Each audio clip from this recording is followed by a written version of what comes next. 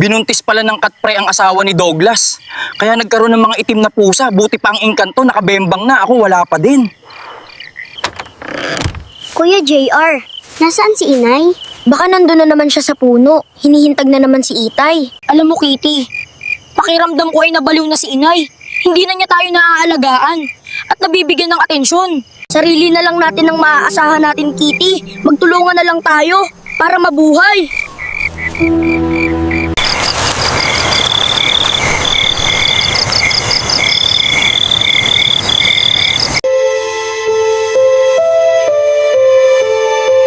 Inay, ano pong nangyari sa inyo? Bumalik ang inyong ama kagabi sa may puno. Tama na, Inay. Nasisiraan ka na ng bait. Hindi na babalik si Itay. Bakit hindi na lang kaming mga anak mo ang pagtuunan mo ng pagmamahal mo? Mukhang nasiraan na ng bait yung asawa ni Douglas. Hindi na niya naalagaan ang mga anak niya. Mabuti pa, i-forward ko pa para makita ko ang iba pang mga nangyari. Tignan natin kung ano pang mga nangyari. Mga nga anak na ako.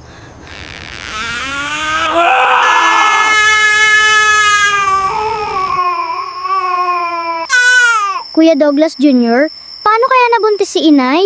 Hindi ko alam, Kitty. Baka totoong nagbalik si Itay.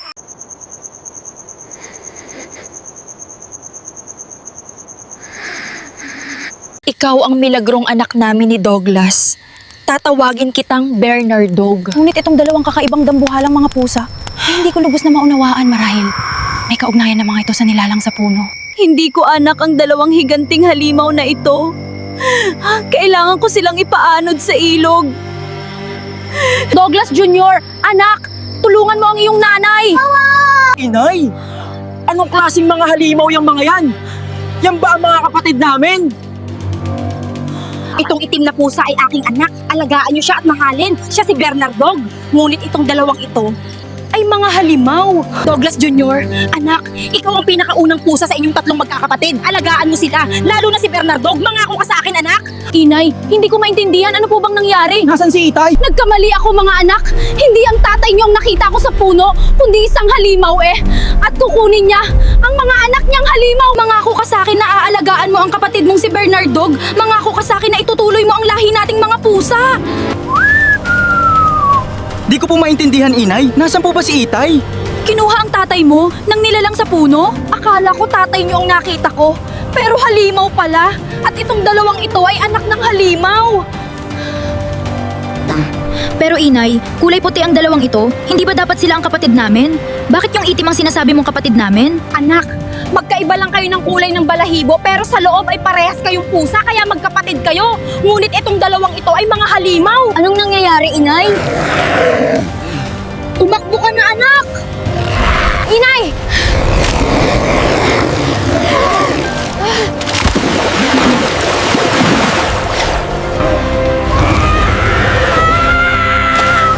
Anak, alagaan mo ang mga kapatid mo. Magmahalan kayong lahat. Inay! Inay! Hindi maaari, Inay! Kawawa naman pala ang nangyari sa buhay ng pamilya ni Douglas. Kasalanan ko talaga ang lahat ng ito.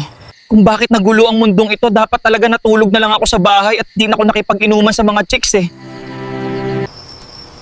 Kuya JR, tignan mo ang cute ni Bernardog. Mamahalin natin siya ng buong pagmamahal. Wala na si Inay Kitty dahil sa pusang yan kaya dumating ang malas sa ating Kitty. Huwag kang ganyan, kuya. Kailangan nating mahalin si Bernardog. Tandaan mo, nangako tayo kay Inay na aalagaan at mamahalin natin si Bernardog. Bahala ka, Kitty.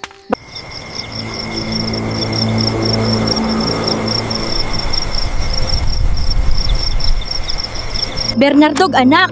Bantayan mo muna yung mga kapatid mo, ha? Tara, maglaro tayo ng tagu-taguan doon sa may puno ng balite. Naku, hindi pwede.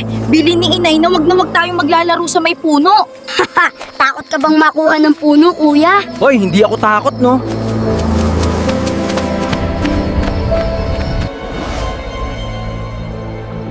Itim na pusa lang ang naiwan. Pwede ko na din siyang pagsalinan ng aking kapangyarihan.